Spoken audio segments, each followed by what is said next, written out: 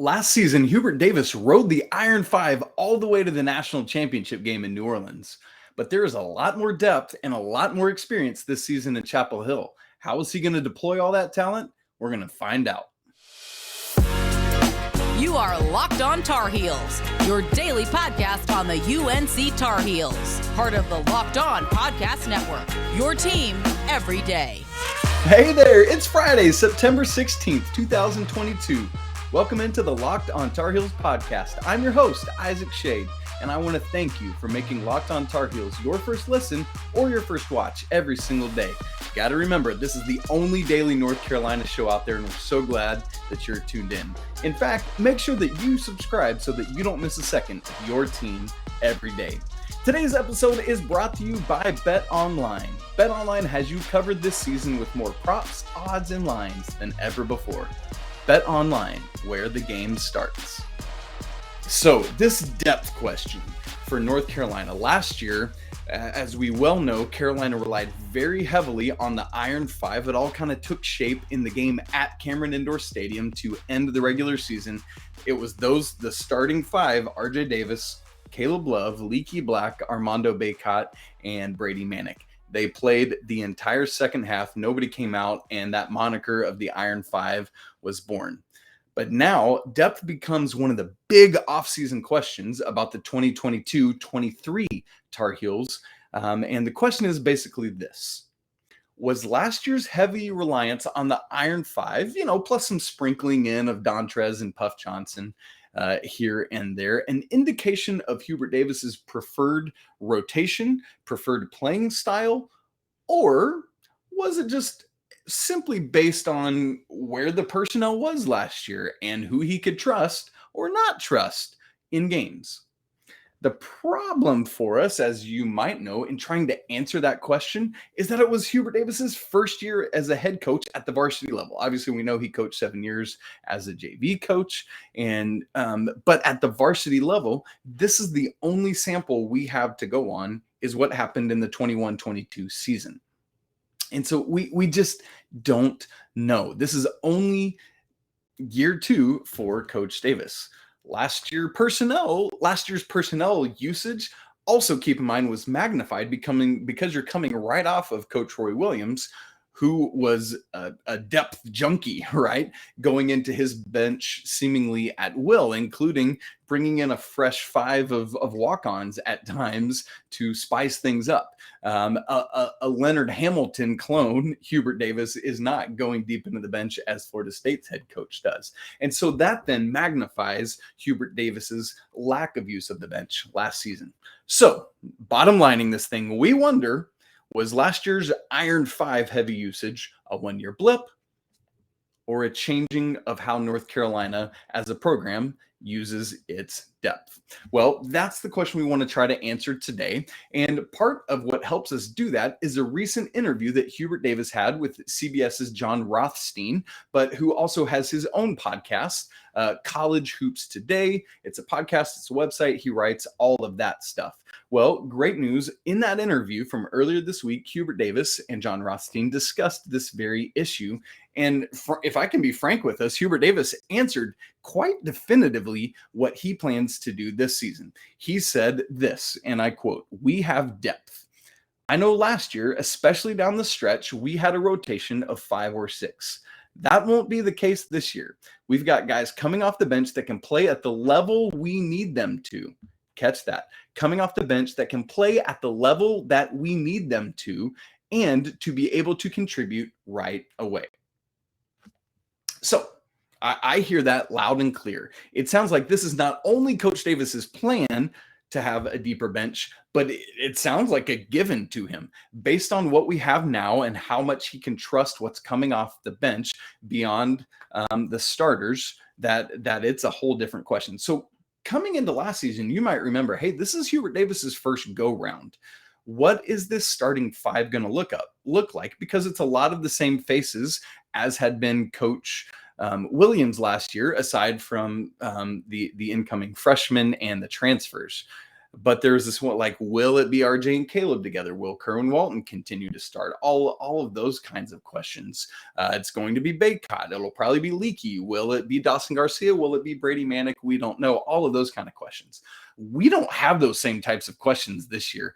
There are not those question marks about the makeup of the starting lineup because it's not a brand new coach. We kind of know now what Hubert Davis is wanting to do. Not that same wonderment this season. In fact, it seems quite obvious. The 4 returning starters, RJ Davis, Caleb Love, Leaky Black, and Armando Bacot, plus Pete Nance. Now, the 5th starter might have been a different consideration if there's no Pete Nance in the question. It's probably Puff Johnson, but we don't have to think about that because there is a Pete Nance, and so it's a moot point. So the question then is not so much the starting lineup, but who comes in after them and how much time those contributors will get. As I often like to say, if you're a regular listener or watcher of the podcast, you hear me say this with a good deal of regularity. There were only 200 minutes available to a basketball team in a college basketball game. So even if it seems like someone deserves 10 minutes a game, for example, it might just not be in the budget, in the minutes budget, to give a certain player 10 minutes a game because there are better players who demand and command more of that time. So after the starting 5, again, Davis, Love, Black, Bacot, and Nance, you expect, based on last year, that Puff Johnson and Dontrez Styles will be significant contributors to this team, based on both last year's minutes and based on what I just said from Coach Davis. So I expect those guys to be 6 and 7. Beyond them, I'm expecting a healthy dose of freshman Seth Trimble. And given the news we talked about on yesterday's show of Jalen Washington's full release to basketball activities at the end of September, I expect both Trimble and Washington to be heavy contributors as 8 and 9 in some form or fashion with Johnson and Styles as well. So that does get you up to 9. That starting 5 plus Johnson, Styles, Trimble, and Washington. Now, beyond those 9 is where, for me, it starts to get really murky. You've got 2 returners, 2 other scholarship returners in DeMarco Dunn, who, based on some things we're hearing and seeing this offseason, seems to be in line for more playing time. But again, are the minutes budgeted that can be there? And then Justin McCoy is the other. The other 2 scholarship players are Will Shaver, who's been with the program as an early enrollee since January, and then Tyler Nickel is the other freshman coming in. So that's all 13 scholarship players. Well, let's have Coach Davis give us a little more insight on this. He says, quote, the freshmen Seth Trimble and Jalen Washington and Tyler Nickel, all 3 of those guys are hungry, and they're determined, and they're very talented. And I'm excited to put them out there on the floor to see what they can do. DeMarco Dunn is a guy that can really shoot the basketball. He says. Excellent defensively. An interesting point there about Dunn. And then he says, and Justin McCoy. So I'm reading between the lines a little bit here. We have those 5 guys mentioned: Trimble, Washington, Nickel, Dunn, a guy who can really shoot the basketball and is excellent defensively, and Justin McCoy. So reading between the lines, Will Shaver is left out of that conversation. Is that because he's not considering him a freshman? He named the other 3 freshmen. Is it just because he's not considering Shaver a freshman because he's been there longer? Or is it because he's not going to be in the rotation with any regularity? And I think it might be some of both, but ultimately it's more about the rotation. I do not see Shaver factoring into the rotation, at least this year. He's just not ready from all the reports we're getting. So that leaves 12. And there's just, frankly, again, in that budget of 200 minutes, there's just not enough to give 12 guys time, especially given the returning core and how good they are. So here's my estimation, is that for this season, 2022-23, Tyler Nickel, DeMarco Dunn, and Justin McCoy are going to be the 3 low end of the minutes, again, this season, bringing you to that 9. Those guys are certainly going to get time, particularly as situations arise and game flow calls for it, but I don't see that time being consistent this season. Some of it's going to be positionally based on where I see guys getting minutes. For example, part of why I think Seth Trimble and Jalen Washington are going to get a lot of time is because Trimble I believe, will be the primary backup to Caleb Love and RJ Davis in the backcourt, and Washington, the primary backup to Bacot and Nance in the front court. But there's a logjam kind of at the 3 or the small ball 4, led behind Leaky Black by Puff Johnson and Dontrez Styles. And that kind of relegates Justin McCoy. I know sometimes he plays a small ball 5 or 4, but relegating both McCoy and Nickel to a lesser role. And so I really think it's those starting 5 and then the next 4, Johnson, Styles, Washington, and Trimble. I think those are the 9 that are going to form the core with spot minutes from the other guys. Let's bottom line it this way and give Coach Davis the last word with one more quote from that interview with Rothstein. Quote, "I just really think depth is going to be important for us this year, having guys that come off the bench that gives us consistent, great play. I think it makes it even better for RJ and Caleb and Leaky and Pete Nance and Armando," so he's naming the starters, catch that, "to be the best that they can be. And I think it's going to make us better defensively, a situation where we can change defenses, we can pick up full court. We can get more aggressive to create turnovers when we have more depth," something the Tar Heels have not done well lately, by the way. "It's always a Carolina staple of our transition game, wanting to be the fastest team in the country, transitioning from defense to offense. I think depth plays a part in all those things, being the best that you can be." So, bottom line, Coach Davis does not want to be another Iron 5 type team. He wants this depth. He thinks it's going to be beneficial to the team. We're going to have to wait and see what actually happens when the first game kicks off on November 7th. Now, the men's basketball ACC schedule came out earlier in the week on Tuesday, but it wasn't the only one. The women's basketball schedule came out on Wednesday. Their ACC schedule. I want to unpack that for you after I tell you about Bet Online, which is your number one source for all your pro and college football betting needs and sports info this season. Find the latest football league developments, game matchups, news, and podcasts, including this week's games. BetOnline is also your continued source for your sports wagering info, including live betting, esports, and scores. It's the fastest and easiest way to check in on all your favorite sports and events, including MLB, MMA, boxing, and golf. So head to the website today or use your mobile device to learn more about all the trends in action. BetOnline, where the game starts.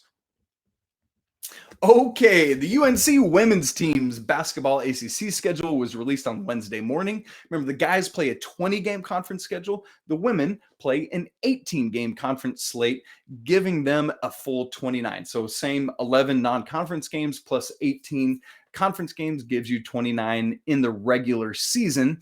And this is coming off of last season's great Sweet 16 run. Coach Courtney Banghart has this team moving and growing and coming up. So for those of you watching, I'm going to put up the graphic of the ACC schedule for the UNC team as I read it off. But here we go. Check it out. Starting on December 29th. No differential dates as we had with the guys team. We know what the dates are, and I'm giving them to you right now. December 29th, a Thursday, versus FCU. So that's FSU, Florida State. That kicks off the ACC slate. And then on New Year's Day, January 1st, a Sunday, at Virginia Tech.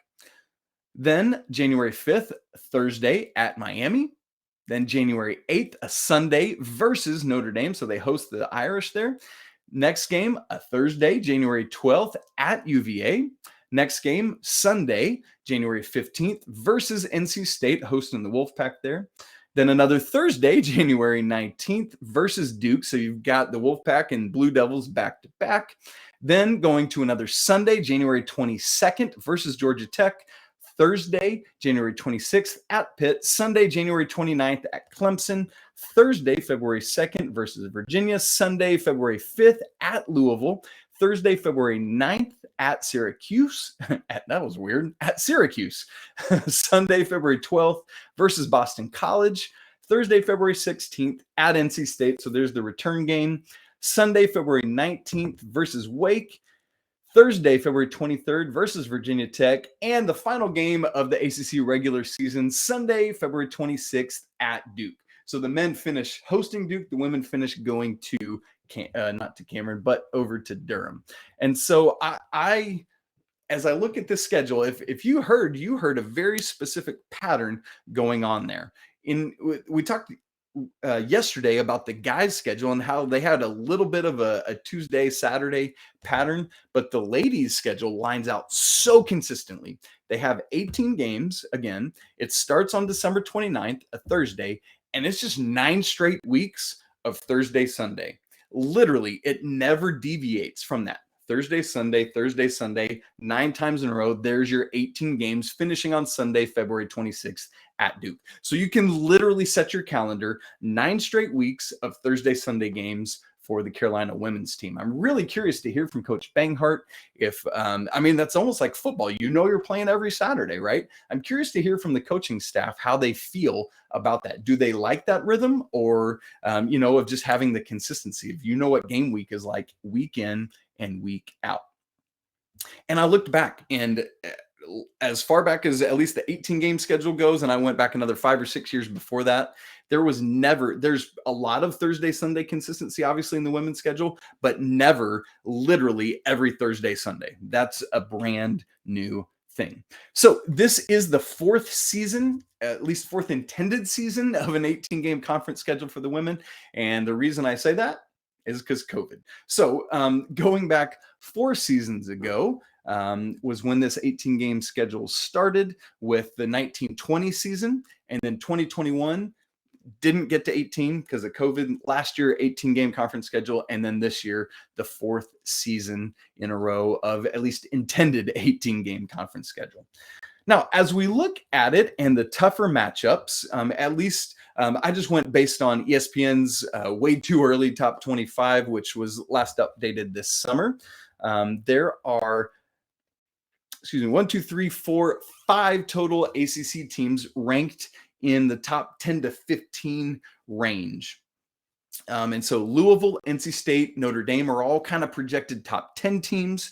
Virginia Tech is a top 10 to 15-ish team. And then the 5th team of that group is the Tar Heels. The Tar Heels are projected to be a top 15 team this season. And so you love to see that. So in terms of, obviously there's lots of tough games. Any away game is tough, but just looking at when does Carolina play those 4 top 15-ish teams throughout the conference season. So they play those 4 other teams. Again, that's Louisville, NC State, Notre Dame, and Virginia Tech. Those 4 teams, a total of 6 times. A home and home with Virginia Tech, a home and home with NC State, obviously, Notre Dame at home only, and Louisville on the road only. So those are kind of your 6 games against what project currently to be the other top teams in the conference. Now, here's the nice thing is you look at how that schedule breaks down against those other 4 teams. None of those games are back-to-back. There's at least 1 game between all of the games against those top 15 schools. So that's really encouraging to see. You get a little bit of space, a little bit of breather between those. However, they are bunched up somewhat close together. 3 of those 6 games are within the first 6 games of the conference schedule. And then the final 3 of those 6 games are in the final 7 games of the conference schedule. So you got these, what project to be the toughest 6 games on the bookends of the schedule there. And so we'll have to see how all of that plays out. So none are back to back, but you do have 3 of the first 6 and 3 of the final 7 against what project to be the 4 most difficult other teams in the conference. But do not forget, friends, that the Tar Heels are right there in the mix of that. Courtney Banghart is continuing to grow this team. They return a great core, get some good incoming talent, really good incoming talent. And so going to be a lot of fun to watch the Lady Tar Heels this season. Well, football is not the only game action going on so far this fall. I want to catch you up on what's going on with other teams around campus. So I'm going to take you on a little bit of a Tar Heel tour right after I remind you about our Drive for 5. We are talking about this basketball schedule. We are just under 2 months away from the first Carolina basketball games of the season. And what we're doing is setting a goal of this Drive for 5 to reach 5,000 YouTube subscribers by the time we get to tip off of that first game. People have been really starting to check in and tune in and be part of this community more and more and more. And so I want to invite you to do so. If you are listening and you have not yet subscribed to the YouTube channel, even if you normally listen, would love it if you would go and subscribe. That would mean so much. If you're watching and you haven't subscribed, please do it right now. So easy. Just hit that little red subscribe button down there at the bottom. And would you share it with other Tar Heels in your life whom you know might love to be part of this community? Thank you so much for helping us spread the word.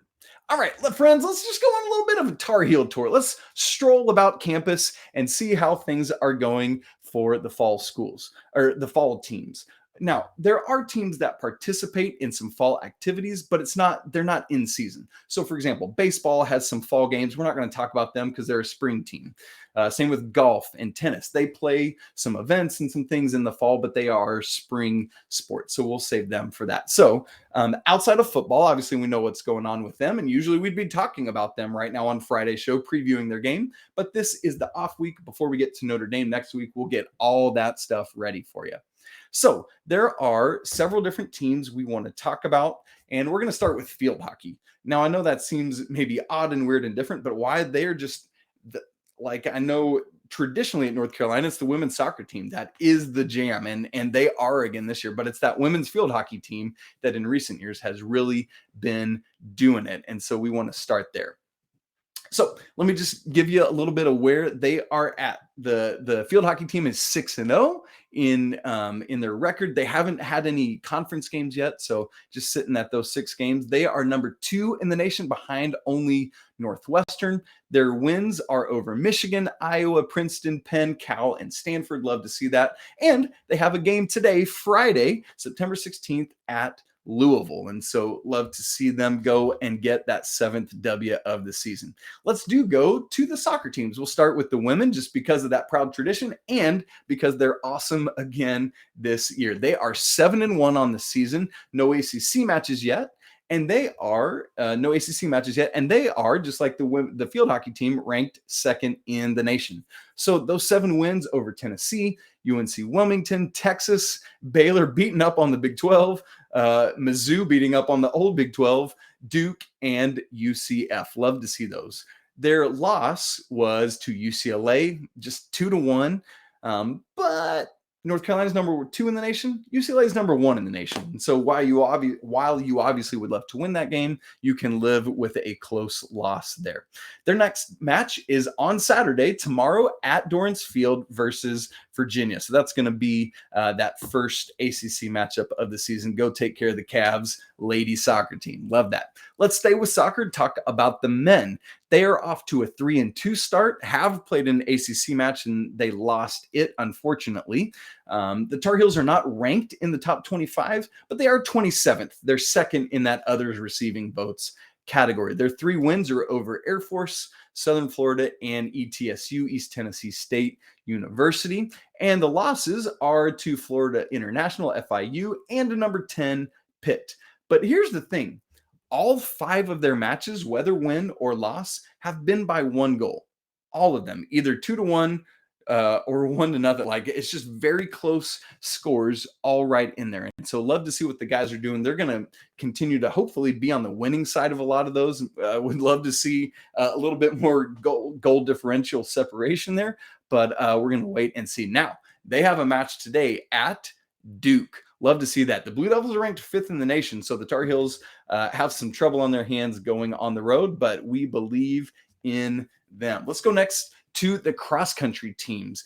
Both men and women's cross-country, I'm going to talk about them together since they usually compete together, began the season ranked nationally. The men began ranked 16th, currently down to 17th through really no fault of their own, just other teams jumping up, but they've started off well. The women began the season ranked 14th and have jumped up 1 to 13th. So love to see both those teams in the teens right there.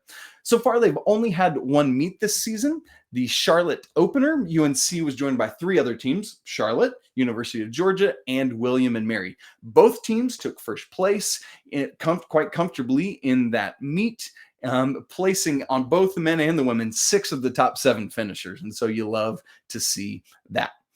Coming up today, this weekend, they are at the Coaching Tree Invitational, both the men and women at Indiana in Bloomington, Indiana there. There are 12 teams competing on the women's side, 10 for the men, including some top teams in the nation there. So keep your eyes on what the cross-country team does this weekend. And then we round out our Tar Heel tour by stopping at the women's volleyball team. They are 5-3 overall, no ACC matches yet.